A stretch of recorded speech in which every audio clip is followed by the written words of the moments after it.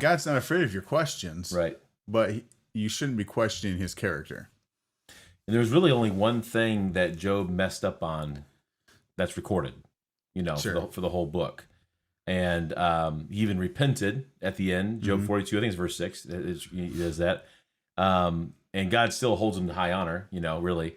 But the whole idea was, he was like, man, if God would just show up, I got some questions for him, And so then what he did was that one time is where he actually took God out of his proper place.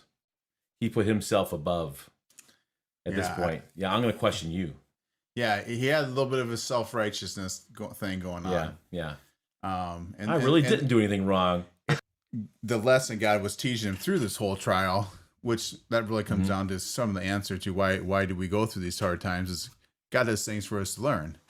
And for Job, it was his place, right?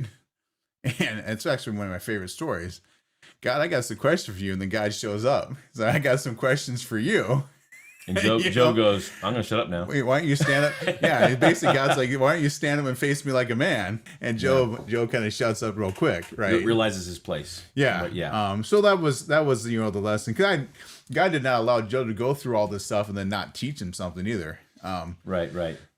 So there was things to learn. So anyway, to the question though. Yes.